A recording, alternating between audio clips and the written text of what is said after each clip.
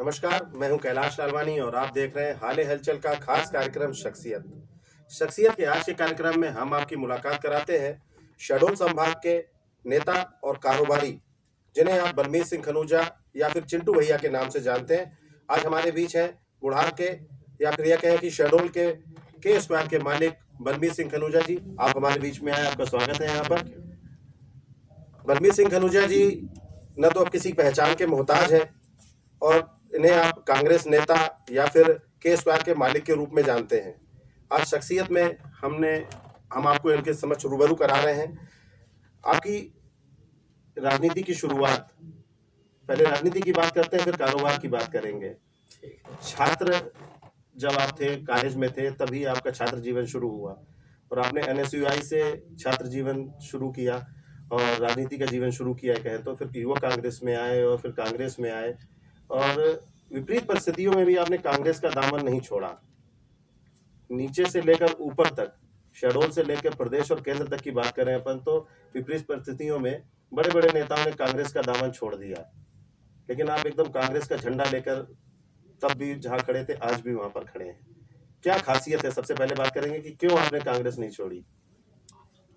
देखिएगा, एक तो ये जो भी पार्टी में आदमी रहता है एक विचारधारा होती है। जब मैं युवावस्था में था उस समय कांग्रेस की सरकार थी और कांग्रेस की ही नीतियाँ बचपन से देखता आ रहा था। उसका शासनकाल मैंने देखा और मैं नगर एनएसयूआई का अध्यक्ष बना। तभी से मैं राजनीति में सक्रिय था। फिर जो जो उम्र मेरी बढ़ती गई मैं अपना कार्य देखता रहा और मुझे कांग्रेस की नीतियाँ अच्छी लगती नहीं।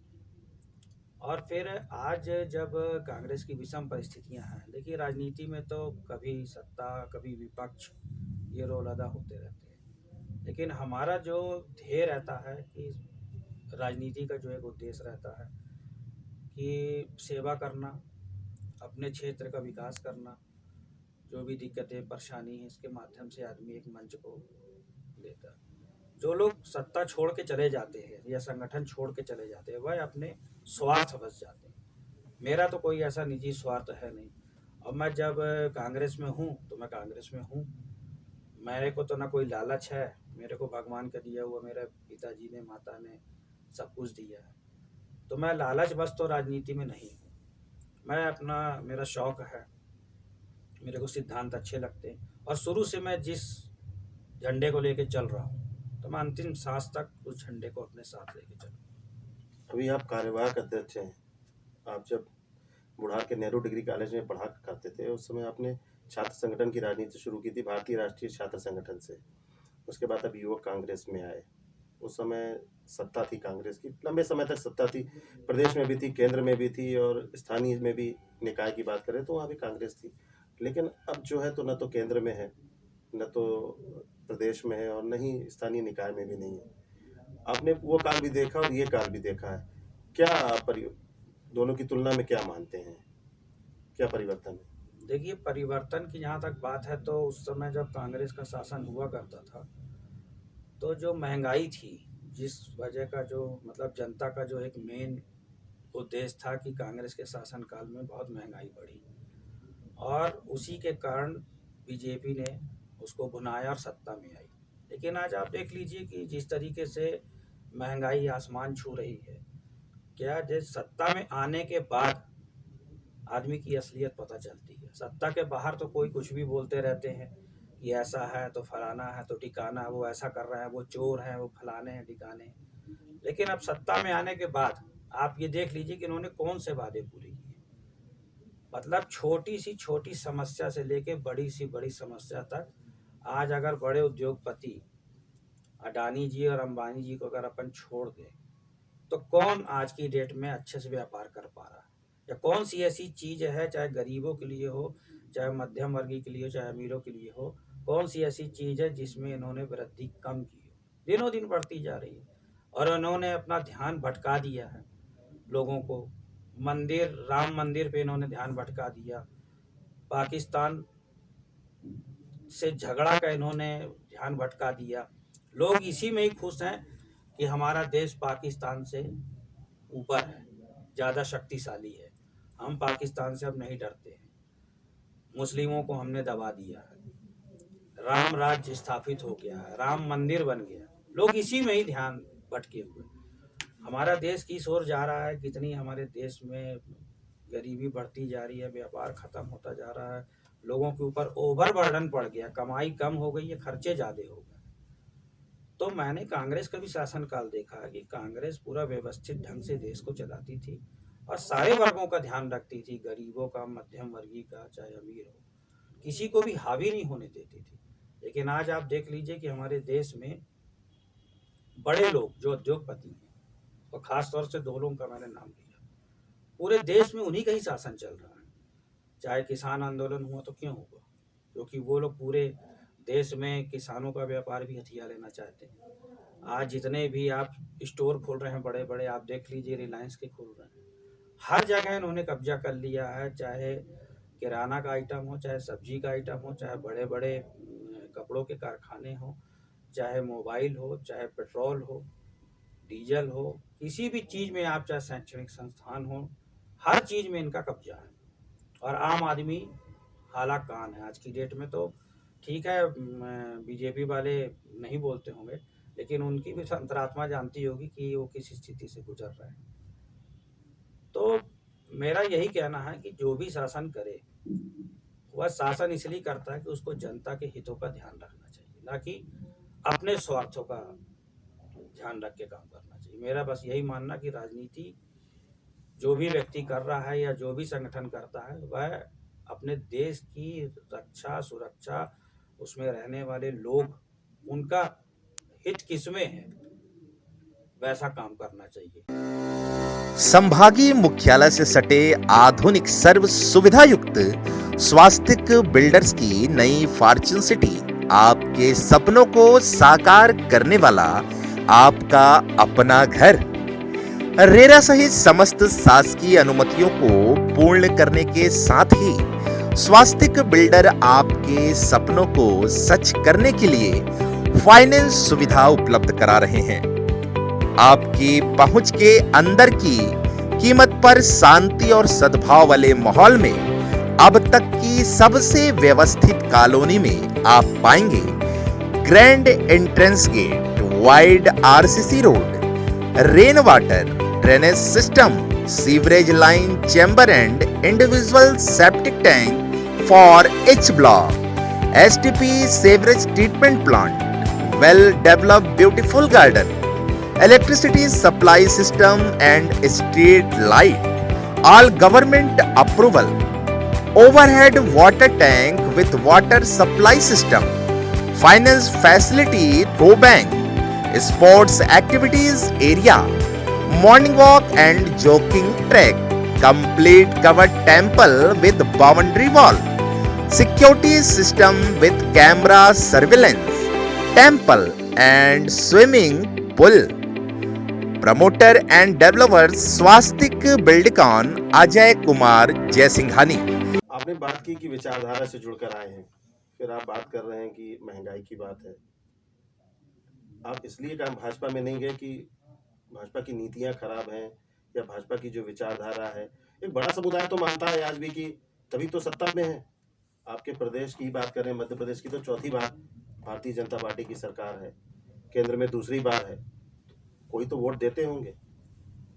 नहीं, ये बात आपका बिल्कुल कहना ठीक है कि आज है ना भाजपा 15 सालों से, उसके पहले तो भाजपा का ही लोग बोलते हैं कि कांग्रेस ने 70 साल राज किया। तो उस समय जिनकी विचारधारा कांग्रेस के प्रति थी, आज उनकी विचारधारा बदल गई, भाजपा के प्रति हो गई। कहीं ना कहीं कमी तो होगी कांग्रेस में। विचारधारा देखिए अपनी जगह होती है, और लालच और अपना स्वार्थ सिद्ध करना ये अलग चीज होती है।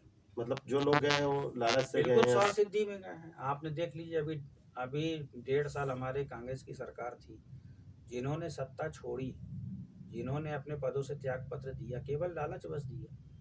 और आज जब उनको अपने पद मिल गए, उनका जो डिमांड थी उनकी पूरी हो गई, आज वह सत्ता में फिर से पार्टी भर बदल ली उनने, बाकी लालच के कारण ही तो गए हैं। कहीं ऐसा तो नहीं कि कांग्रेस जी अपनी विचारधारा से भटक गई हो? कांग्रेस अपनी विचारधारा से नहीं बदली। कांग्रेस में हर प्रकार के लोग हैं, लेकिन कांग्रेस की जो विचारधारा वो तो अपनी जगह है ही है। जो लोग सच्चे लोग हैं वो आज भी कांग्रेस में ही जुड़ के काम कर रहे हैं। चाहे सत्ता रहे चाहे ना रहे, इससे कोई फर्क नहीं पड़ता है। अपनी विचारधारा जो है सो है। आज लोग गलत टाइप के आ जाते हैं, हर पार्टी में होते हैं, हर आदमी गलत काम करता है, अच्छे काम करता है। तो जो अच्छे लोग हैं वो आज भी हैं, जिनकी सोच गलत थी, जो अपनी स्वार्थ सिद्धि के लिए आए थे, वो चले गए और आगे भी जाते रहेंगे। अब चाहे भाजपा में भी हो, तो भाजपा के जिनके स्वार्थ नहीं सिद्ध होते हैं वो कांग्रेस में आते हैं। तो ये तो स्वार्थी लोगों का तो आदान प्रदान चलता रहेगा। 2 दशक से यहाँ पर आप भाजपा की सरकार है, प्रदेश में चौथी बार मुख्यमंत्री बने हैं और केंद्र में भी है। तो ये जो चौथी बार आई है भारतीय जनता पार्टी की सरकार, तो इस दौरान हर 5 साल में तो जनता मौका देती है आपको कि आप अपनी बातें रखो और सामने लेके आओ। कांग्रेस विपक्ष की भूमिका नहीं निभा पा रहा है, या फिर कांग्रेस अब जो विकल्प था, बड़ी पार्टी थी, अब धीरे धीरे कम होता, चाहे यूपी के चुनाव की बात करें चाहे मध्य प्रदेश की बात करें, तो 5 साल बाद मौका तो दे रहा है ना आपको। लेकिन क्यों नहीं, अपन यहाँ की बात करें, अपने विधानसभा क्षेत्र की बात करते हैं शहडोल में, तो शहडोल की जो तीनों सीटें हैं, तीनों में भारतीय जनता पार्टी के, इसके पहले भी थे। अपन शहडोल की बात करें तो यहाँ कांग्रेसी आपस में लड़ते हैं, गुटबाजी है, प्रदेश में गुटबाजी है, ऊपर वालों की कोई नहीं सुनता। ऐसा नहीं लग रहा कि बागडोर ढीली हो गई हो जैसे? नहीं, देखिए, बागडोर ढीली नहीं हुई है। और जहाँ तक कांग्रेस पीछे हो रही थी, तो अपन नहीं कह सकते। आज छत्तीसगढ़ में देख लीजिए, बहुमत से वहाँ सरकार कांग्रेस की चल रही है, राजस्थान में कांग्रेस की सरकार चल रही है, पंजाब में कांग्रेस की सरकार चल रही है। आने वाले समय में आपको दिखेगा कि जहाँ जहाँ बीजेपी ने सत्ता हासिल की, साम दाम दंड भेद से, आज जनता बीजेपी को नकार रही है। फिर से कांग्रेस की ओर रुझान बढ़ रहा है। लोग इस बात को मानने लगे हैं कि कांग्रेस का शासनकाल बीजेपी से अच्छा था। पहले क्या था कि कांग्रेस का ही शासनकाल हर जगह हुआ करता था। लोग, क्या होता है कि जब अच्छी चीज हमारे साथ होती रहती तो हमको पता नहीं चलता, लेकिन जब कोई बुरी चीज होती है, जब हम किसी चीज की तुलना करते हैं, तब हमें पता चलता है कि अच्छा कौन है और बुरा कौन है। आप जिला कांग्रेस कमेटी के कार्यवाहक अध्यक्ष हैं, पहले महामंत्री भी थे, और लगभग 3 दशक से, कम से कम 2 दशक से तो सक्रिय राजनीति में है कांग्रेस की। जी हाँ। पहले नगर की में थे, अब जिले की बॉडी में आप हैं, जी। और विधानसभा चुनाव के जयपुर के प्रभारी भी हैं विधानसभा के। तो कहीं आपको ये नहीं लगता कि जो आपसी गुटबाजी है, इंदिरा जी ने एक समय कहा था कि कांग्रेस को केवल कांग्रेस ही हरा सकती है, और वो अभी हो रहा है। हारने का जो कारण है आपसी गुटबाजी है। देखिए, गुटबाजी तो चाहे आप कांग्रेस की बोलिए और चाहे बीजेपी की बोलिए, गुटबाजी तो हमेशा रही है और रहती रहेगी। ये जो आपस में आदमी लड़ाई झगड़े करता है, जो लोग भी, वह अपने स्वार्थवश करते हैं। इसका गुटबाजी से कोई लेना देना नहीं है।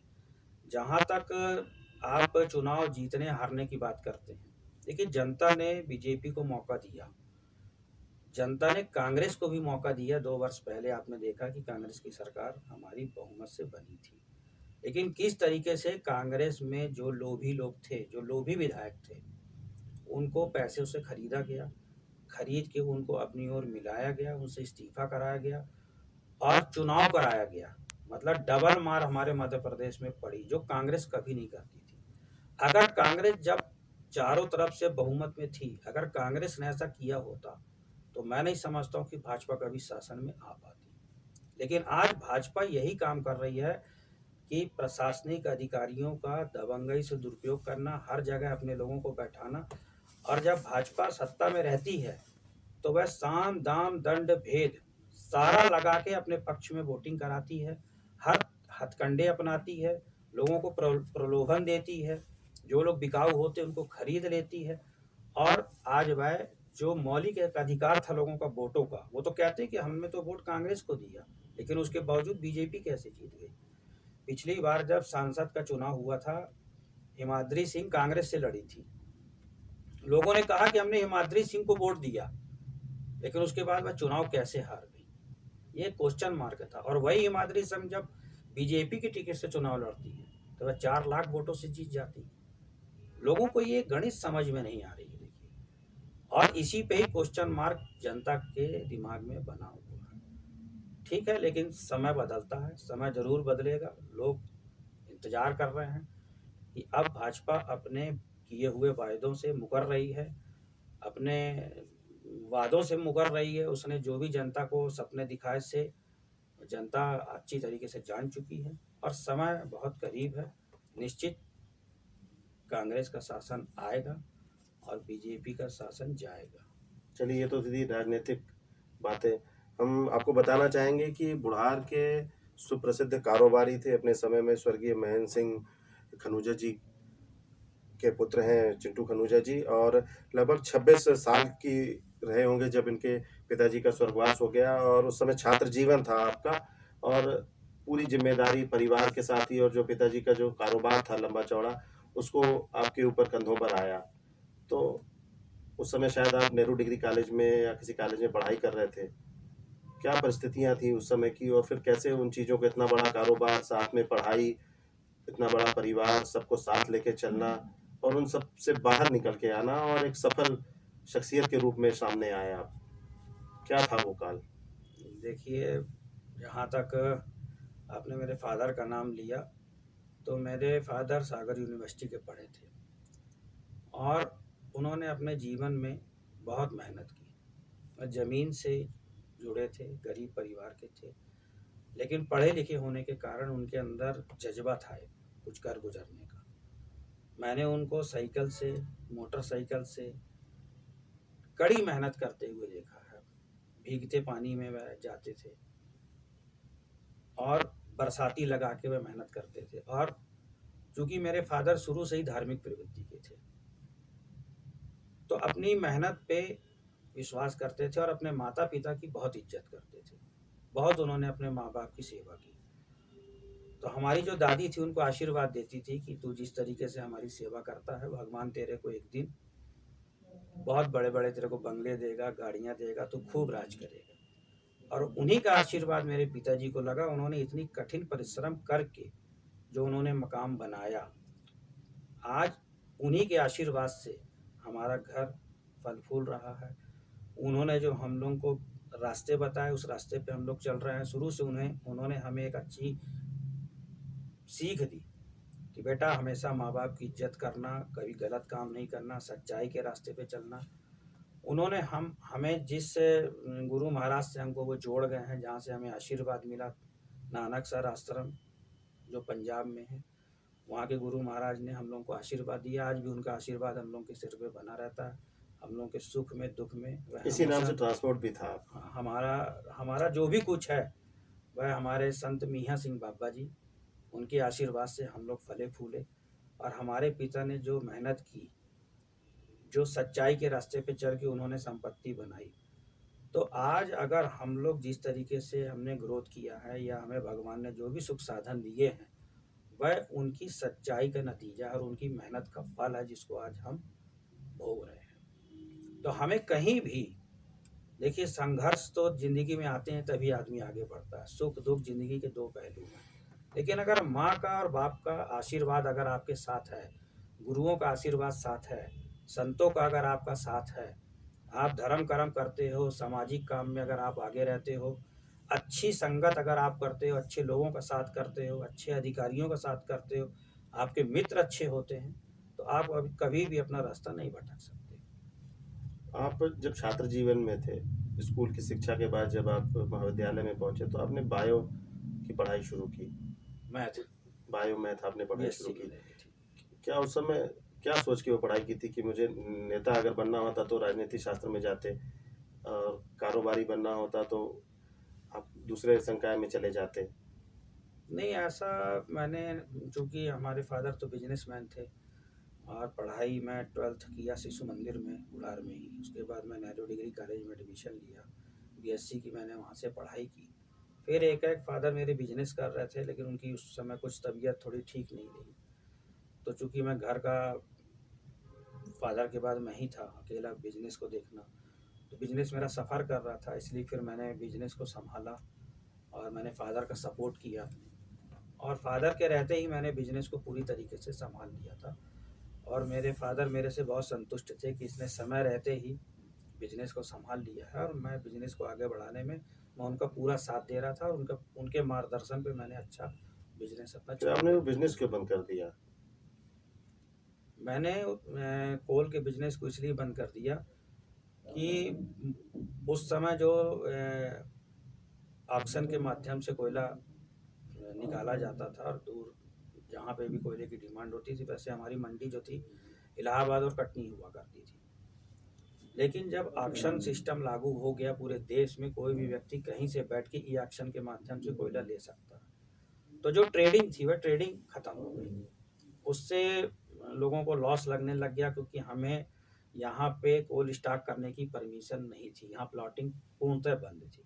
तो हमें ये दिक्कत होती कि जो हमें कोयला उठाने की एक वैलिडिटी होती थी 45 दिन की, उस 45 दिन के अंदर हमें कोयला निकाल के बाहर भेजना होता था जहाँ पे हमारे ऑर्डर होते थे। लेकिन वह वैलिडिटी ख़त्म होने के कारण हमें लॉस होता था, हमें रिफंड लेना पड़ता था। और धीरे धीरे बिजनेस में चोरी चमारी भी होने लग गई, लोग गलत तरीके से अवैध काम भी करने लग गए, तो व्यापार भी बदनाम होने लग गया और नुकसान भी होने लग गया। इसलिए समय रहते मुझे लगा कि अब इस काम को मेरे को नहीं करना चाहिए, तो मैंने उस काम को पूर्ण। संभागीय मुख्यालय से सटे आधुनिक सर्व सुविधा युक्त स्वास्तिक बिल्डर्स की नई फॉर्च्यून सिटी आपके सपनों को साकार करने वाला आपका अपना घर। रेरा सहित समस्त शासकीय अनुमतियों को पूर्ण करने के साथ ही स्वास्तिक बिल्डर आपके सपनों को सच करने के लिए फाइनेंस सुविधा उपलब्ध करा रहे हैं। आपकी पहुंच के अंदर की कीमत पर शांति और सद्भाव वाले माहौल में अब तक की सबसे व्यवस्थित कॉलोनी में आप पाएंगे grand entrance gate, wide RCC road, rain water, drainage system, sewerage line, chamber and individual septic tank for H block, STP sewerage treatment plant, well developed beautiful garden, electricity supply system and street light, all government approval, overhead water tank with water supply system, finance facility through bank, sports activities area, morning walk and jogging track, complete covered temple with boundary wall, security system with camera surveillance, temple and swimming pool. Promoter and developer Swastik Buildcon Ajay Kumar Jaisinghani. आपके साथ वाले आपके परिचित जो है आपको जानते हैं, उनका ये कहना है कि जब आप छात्र जीवन में थे तो मार्ग से भटक गए थे, लड़ाई झगड़ा और कॉलेज में ये वो सब, पिताजी की भी नहीं सुनते थे, इस कारण उन्होंने पढ़ाई छुड़वा दी और बोले कारोबार करो, थाने तक भी मामला गया, अपराध भी कायम हुआ आपके खिलाफ। देखिए, रास्ते से भटकने की अगर आप बात करते हो तो हर व्यक्ति के जीवन में जब वह बचपन से जवानी की ओर पैर रखता है तो निश्चित कई सारी दिशाएं सामने आती हैं। आदमी गलत काम भी करता है, अच्छे काम भी करता है, लेकिन सबसे अच्छी चीज़ होती है कि अगर जब हम गलत काम कोई भी पहला करते हैं, या आज भी अगर हम कोई गलत काम करते हैं और आपका दिल साफ है, तो गलत काम करने के बाद आपका दिल आपको बोलेगा कि आपने ये गलत किया है, और उस गलत का परिणाम आपको 4 दिन बाद भोगना पड़ता है। और जब उस स्थिति को आप आकलन करते हो कि मैं यार अच्छा कर रहा था लेकिन मेरे साथ आज यहाँ गलत क्यों हुआ, जब आप एनालिसिस करते हो तो आपकी अंतरात्मा कहती है कि बेटा तूने यहाँ गलत किया था, इसकी सजा तेरे को ये मिली है। तो हर आदमी गलत करता है, लेकिन अगर उसकी अंतरात्मा सही है और वो सुधार के रास्ते पे जाना चाहता है तो वह उस गलती को मानते हुए जिंदगी में आगे बढ़ता है। ये बात सही है कि आप भटक गए थे, लेकिन बाबूजी ने इसीलिए पढ़ाई छुड़वा के बोला ऐसा भी कारोबार नहीं करो। भटका था कि मैं वापस ना आ पाऊँ। गलतियां मेरे से हुई होंगी, झगड़े भी मैंने किए होंगे, उपद्रव भी मैंने किया होगा, मेरे ऊपर केस भी बने, लेकिन उन केसों से, उन झगड़ों से मैंने अपनी ज़िंदगी में सीख ली कि मेरे को किस दिशा में चलना है जिससे आदमी आगे बढ़ सके इज्जत के साथ, और ऐसा ज़िंदगी में कोई भी काम नहीं करना है जिससे मेरे माँ बाप का सिर नीचा हो। आज मेरे पिताजी ने अपनी शहडोल संभाग में एक अपनी इमेज बनाई, उस इमेज को ध्यान रखते हुए मैं आज अपना जीवन यापन कर रहा हूँ, और मैं ईश्वर से यही प्रार्थना करता हूँ, अपने माँ बाप से यही आशीर्वाद चाहता हूँ कि उनका सिर कभी नीचे ना होने। हमने 10 सालों की राजनीति में NSUI से युवक कांग्रेस से कांग्रेस में आए। महज 31 साल की उम्र में आपको कांग्रेस ने बुढ़ार से नगर पंचायत की टिकट भी दी, चुनाव भी लड़े, लेकिन आप चुनाव हार गए भारी अंतर से। नहीं, देखिए, मैं उस समय 31 साल की उम्र मेरी उम्र थी, और मैं ज़्यादा चुनाव के बारे में जानता नहीं था, क्योंकि चुनाव जो होता है एक मैनेजमेंट के द्वारा लड़ा जाता है। और मैं अति उत्साह में चुनाव लड़ा, और मैं चूँकि मैं पार्टी में सक्रिय था, मैं सक्रिय होके ही काम करता हूँ। मैं कभी भी अपनी पार्टी से गद्दारी से मैंने आज तक कोई काम नहीं किया। मैंने जो भी काम किया ईमानदारी से, दिल से किया। अगर आज मैं कांग्रेस में हूँ तो हूँ। मैंने मेरे कामों को देखते हुए पार्टी ने मुझे कहा कि तुम्हें चुनाव लड़ना है, जो कि मुझे अनुभव नहीं था, लेकिन पार्टी ने मुझे आदेश दिया था तो मैंने चुनाव लड़ा। और चुनाव लड़ने से ये हुआ कि भले ही मैं हारा, लेकिन उस हार से मुझे इतना कुछ सीखने को मिला। हार जीत दोनों जिंदगी के पहलू होते हैं, लेकिन हारने से मुझे इतनी चीज़ें सीखने को मिली कि आज की डेट में मेरे को ये मालूम पड़ा कि उस समय मैं चुनाव लड़ा था तो मेरे अंदर कितनी कमियां थी, जिनको मैंने जनता के सामने रखा भी नहीं, जो मैंने ऐसे काम भी नहीं किए, जो मैं पॉलिटिक्स को समझ भी नहीं पाया था, मैनेजमेंट को नहीं समझ पाया था, इसलिए मैं चुनाव हारा। शायद आप इन बातों को भी नहीं समझ पाए कि उस समय जो भारतीय जनता पार्टी के उम्मीदवार थे कैलाश विश्नानी, उनके सामने कांग्रेस को कोई चेहरा ही नहीं मिल रहा था और आपके अनुभव की कमी थी या बातों को नहीं समझ पा रहे थे, तो आपको खड़ा कर दिया कि चलो हम जिता देंगे।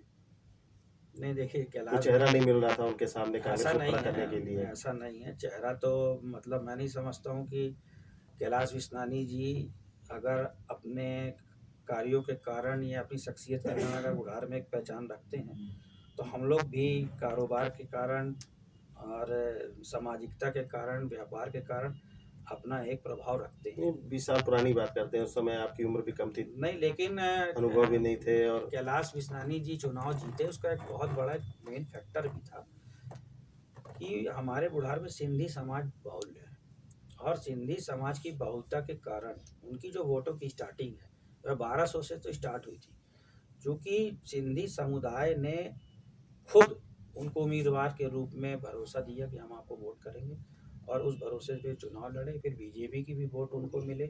फिर अगर मैं कहूँ कि मेरी उनकी उम्र में कम से कम 15 से 20 साल का भी फ़र्क है, जो मेरे से ज़्यादा उनको अनुभव था, और वो चुनाव लड़े और जीते। भारी अंतराल से नहीं जीते थे, मुझे भी 2300 वोट मिले थे, उन्हें 3500 वोट मिले थे, लेकिन उनसे चुनाव लड़ने पे मुझे जो आज अनुभव मिला, जो आज मैं राजनीति को बहुत करीब से जान पाता हूँ, जिस तरीके से आज मैंने अपना बुढ़ार में कद स्थापित किया, तो मुझे बहुत अनुभव उससे हुआ। कहते हैं कि वो चुनाव बराबर से होता है और कम अंतर से आप हारते, लेकिन उसके पीछे आपका भी ये कारण था। उस समय समाचार पत्रों में खबर भी छपी थी कि भैया जी घर पर नहीं है या भैया जी घर पर हैं, ऐसा कुछ छपा था और बड़ी चर्चा में था उस समय कि वीआईपी नेता हैं बलबीर सिंह खनूजा जो हैं, तो लोगों से आम मिलते भी नहीं हैं, न सीधे मुंह बात करते हैं, लग्जरी उनका जीवन जो है तो लग्जरी है, एसी में रहना, एसी में निकलना, और लोगों से मतलब आम आदमियों से मिलना उनको पसंद नहीं आता था ज़्यादा, और ये काफ़ी चर्चा में भी था उस समय। नहीं, देखिए ये तो क्या है कि आप लोग के उसमें कितने सारे लोग पत्रकारिता करते हैं, और जैसे मैं अगर आपकी बात करूं तो आपकी सोच सकारात्मक रहती है। आप समाज के अच्छे लोगों को उठाते हो, अच्छी चीज़ें बताते हो, जो गलत काम करते हैं आप उसका विरोध करते हो, तो आप एक समाज को एक आईना दिखाते हो। लेकिन आपके ही पत्रकार जगत में कुछ लोग ऐसे भी हैं जो टोटल ब्लैकमेलिंग का काम करते हैं। उस समय भी मेरे पास फ़ोन आया, तो कुछ लोगों ने मेरे से चुनाव जो लड़ता है तो उसको डिमांड करी जाती है, और डिमांड को मैंने पूरी नहीं की, इसलिए उनके पास मेरे खिलाफ कोई मुद्दा तो था नहीं, ना मैं कोई गलत काम करता था, ना मेरा खुद का कोई ऐसी गलत हैबिट थी, तो उनके पास कोई मुद्दा नहीं था। चूँकि ज़मीन की अगर आप बात करते तो मैंने आपको पहले ही बताया कि हम लोग एक गरीब परिवार से थे। फादर की मेहनत, कठिन परिश्रम के कारण हम लोग आज इस मुकाम पे पहुँचे हैं। पिताजी ने तो उस मुकाम तक पहुंचा दिया था जी। आपको, आपने तो उतना परिश्रम नहीं किया।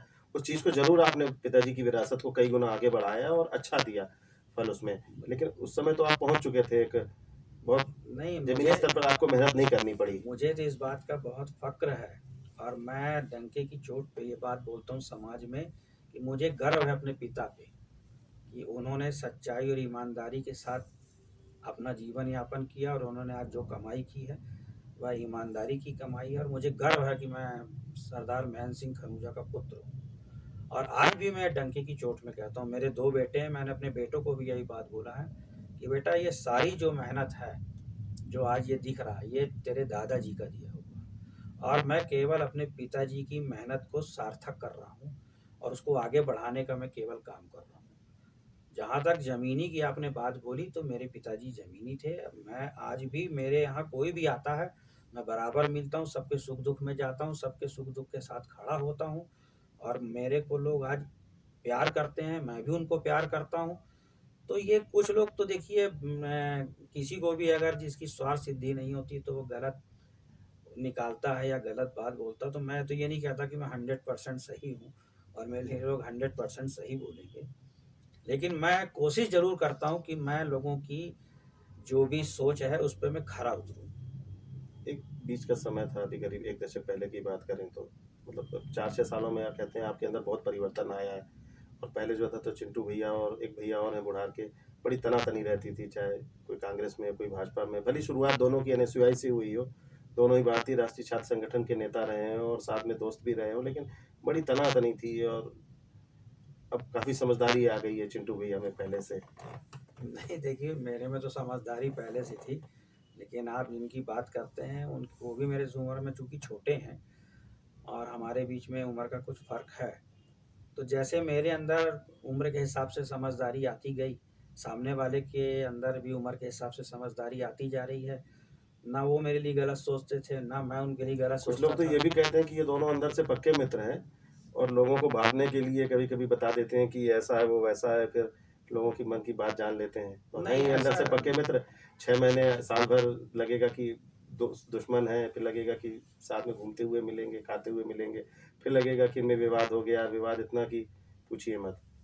नहीं देखिए, मैं इस बारे में आपको कहना चाहूँगा कि मेरी सोच जो रहती है हमेशा सकारात्मक रहती है। मैं किसी के लिए गलत नहीं सोचता, ना मैं गलत खड्डा करता हूँ। इतना मेरा स्वभाव है शुरू से ही कि मैं हमेशा अच्छी सही दिशा में चलना चाहता हूँ। कोई ऐसा गलत काम नहीं करना चाहता हूँ जिसमें समाज उँगली उठाए। किसी भी गलत आदमी का मैं सपोर्ट नहीं करता हूँ, किसी गलत आदमी का मैं साथ नहीं रखता हूँ।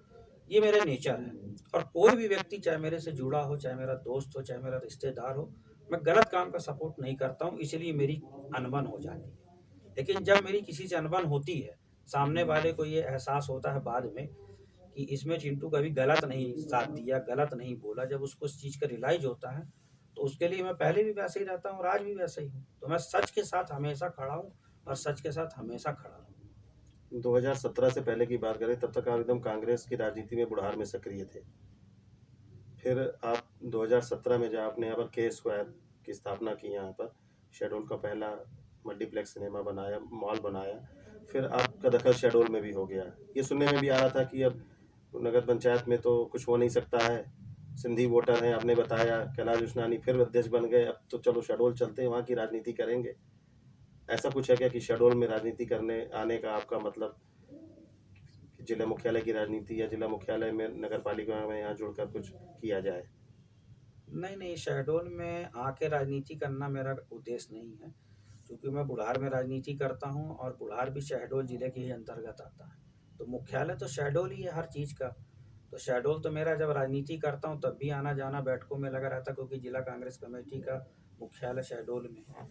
तो मेरा आना-जाना लगा रहता है, सबसे संबंध रहते हैं, अधिकारी लोगों से भी मिलना होता है, तो उसके लिए भी आता हूँ। जहाँ तक बिज़नेस की बात है, तो चूँकि मेरा यहाँ पे पिताजी ने मेरी ज़मीन बनाई थी, उस ज़मीन पे ये रहा कि मेरे को कुछ ऐसा बड़ा काम करना है। मेरे पिता ने जो मेहनत की, उसको मेरे को ऐसे साकार करना, कुछ ऐसा बड़ा व्यापार करना कि जो लोगों को दिखे कि हाँ, खनूजा जी भी एक शख्सियत शहडोल में थे, हैं और हमेशा रहेंगे। मेरी ये सोच थी। तो उसी सोच को ध्यान में रखते हुए कि मतलब शहडोल में मैं ऐसा क्या करूँ, तो मेरे को भगवान का आशीर्वाद मिला और उन्होंने मेरे को रास्ता दिखाया और ईश्वर ने चाहा, मेरे माता-पिता का आशीर्वाद था, तो मैंने के स्क्वायर बनाया। और लोगों की ये डिमांड भी थी, चूँकि हम लोग बड़े-बड़े शहरों में जाते थे, तो वहाँ पे मल्टीप्लेक्स में जब पिक्चर देखते थे, तो हमको भी लगता था काश शहडोल में भी ऐसा थिएटर बने। बिल्कुल। तो ईश्वर ने वह सौगात मेरे माध्यम से शहडोल वासियों को दी और मैंने के स्क्वायर का निर्माण किया। मल्टीप्लेक्स 2-2 स्क्रीन किया, चालू हैं, लोग एंटरटेन करते हैं, आते हैं, तारीफ़ करते हैं और मनोरंजन करते हैं। उनके जो रिश्तेदार आते हैं वो भी आते हैं, तो काफ़ी तारीफ़ करते हैं कि शहडोल में इतना अच्छा मल्टीप्लेक्स, तो मुझे भी बेहद अच्छा लगता है। फिर मैं नीचे मेरी शॉप वगैरह थी, उसमें भी मेरी यही सोच थी कि कुछ ऐसा ब्रांड लाया जाए। तो आज रिलायंस का एक ट्रेंड है जो उसको मैंने बात करके अपने शहर में लाया। इससे निश्चित तौर से बड़े-बड़े ऑफ़र जो आते हैं, जो हम बड़े शहरों में जाके ले पाते थे, आज यहाँ पे लोगों को उसका पूरा लाभ मिल रहा है। लोग ऑफ़र का फ़ायदा उठाते हैं और वहाँ भीड़ बनी रहती है। और मेरी सोच ही यही है कि के स्क्वायर लोगों के लिए शहडोल के विकास में एक अपना प्रथम पंक्ति पे अपना लोगों को लाभ दे रहा है, और मैं चाहता हूँ कि आगे भी मैं अच्छे ही ऐसे कुछ काम करूँ। 2017 से पहले ये माना जाता था, चिंटू कनूजा का नाम आता था, बलमीत सिंह कनूजा तो बुढ़ार के हैं, कारोबारी हैं, या फिर कारोबारी कम मानते थे क्योंकि नानक सर के नाम पर जो आपका ट्रांसपोर्ट था आपने बंद कर दिया। बलमीत टायर्स करके था जो मोटर्स, वो भी आपने बंद कर दिया। तो लोग एक नेता ही मानते थे कांग्रेसी। 2017 के बाद ये आया कि एक कारोबारी हैं, सफल कारोबारी हैं, बड़े कारोबारी हैं। अब अपने आप को क्या मानते हैं, कारोबारी मानते हैं कि एक नेता मानते हैं? देखिए, मैं चूँकि कारोबार मेरे फ़ादर का था और उस बिज़नेस को मैंने सँभाला, तो कारोबारी तो मैं था। लेकिन कुछ कारोबार दिखते हैं, कुछ कारोबार नहीं दिखते हैं। हम लोगों के जो भी कारोबार था, तो वो एक दिखता नहीं था कि मतलब ये क्या बिज़नेस कर रहे हैं या क्या है। और इसीलिए मैं चाहता था कि मैं कुछ ऐसा नया करूँ कि जिसमें लोगों को दिखे, क्योंकि कहते हैं ना, जो दिखता है वही बिकता है। आज दिखावे का केवल आप बिकने ज़माना लगे है। हैं मतलब? इस दिखावे का ज़माना आ गया है। तो इसलिए आज के स्क्वायर बना। के स्क्वायर बनने के बाद लोगों ने जाना कि हाँ, बलमीत सिंह खनूजा भी आपने कोई खुद है। की भी ब्रांडिंग कर ली के स्क्वायर के साथ साथ। बिल्कुल। भविष्य में की क्या रणनीति है आपकी राजनीति में? आप अभी कार्यवाहक अध्यक्ष हैं, भविष्य में आपको बुढ़ार में भी मौका मिल सकता है, शहडोल में भी मिल सकता है, या फिर कांग्रेस की राजनीति में आगे क्या करने की इच्छा है आपकी? देखिए, ये तो भाग्य क्या चाहता है मुझे नहीं मालूम। मैं तो अपना फिर कर्म भी एक अच्छे मन से में इच्छा तो होती है। आपने चुनाव लड़ा था, लगा होगा कि जो कमियां उस समय रह गई थी, आपने कहा कि बहुत कमियां रह गई और सीखने को भी मिला। करीब ये 2 दशक का समय हो गया, इधर इधर आपने बहुत कुछ सीखा। आप एक मेच्योर पॉलिटिशियन कहलाते हैं, सफल कारोबारी हैं, एक शख्सियत है शहडोल संभाग की।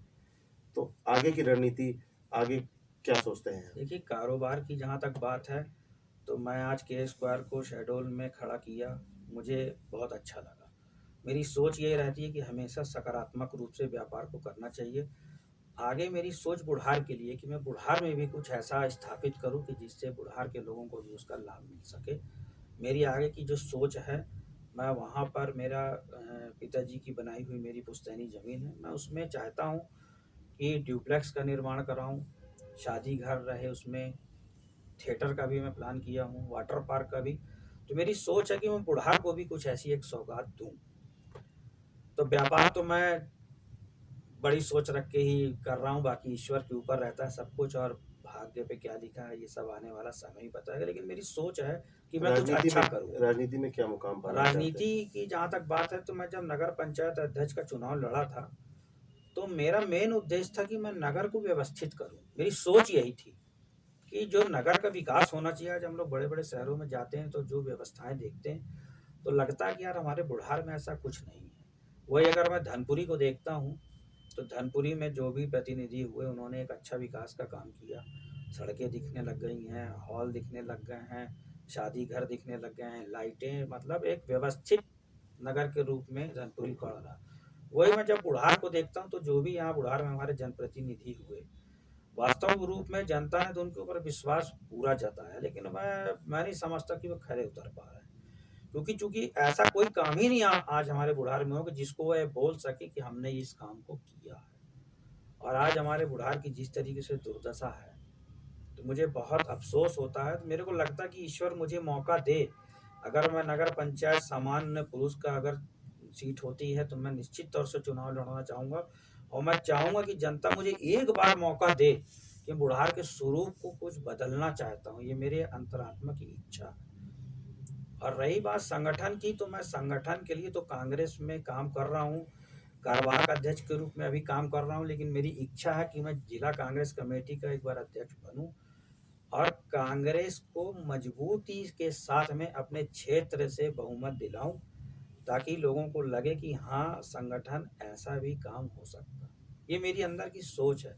लेकिन अब ऊपर भगवान क्या चाहता है, या मेरे कर्म आगे कैसे होंगे, या मेरा भाग्य कैसा मेरे को साथ देगा, ये तो वक्त ही बताएगा। एक सवाल, वर्तमान जो परिदृश्य चल रहा है, छात्रों के लिए या जो छात्र आगे बढ़ना चाहते हैं, क्योंकि आप एक शख्सियत हो चुके हैं, एक सफल व्यक्ति है, सफल कारोबारी है, सफल नेता है, तो आज का जो युवा है वो कारोबार को छोड़कर केवल पढ़ाई और नौकरी के पीछे भागता है।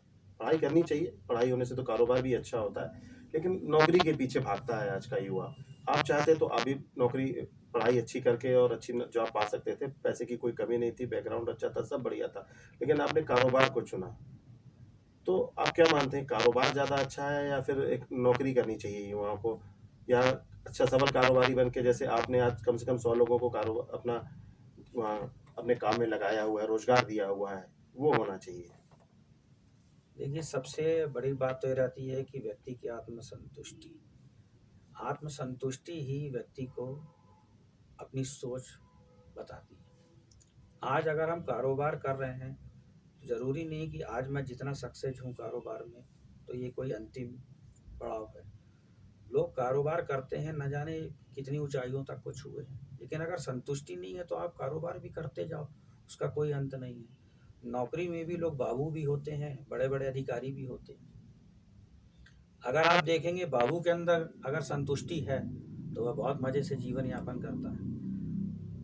बड़े अधिकारी अगर वो संतुष्टि है उनके अंदर तो भी बहुत इज्जत के साथ रहते हैं, लेकिन अगर संतुष्टि नहीं है तो आप देखे होंगे कि वो भी कितने गलत कामों में लिप्त पाए जाते हैं और उनकी ट्रैपिंग हो जाती है।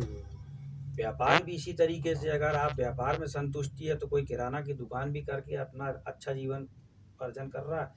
और आज अंबानी फैमिली भी, वो भी बहुत बड़ा बिजनेस कर रही है। 2 भाई हैं, संतुष्टि ना होने की वजह से दोनों आपस में लड़ रहे हैं।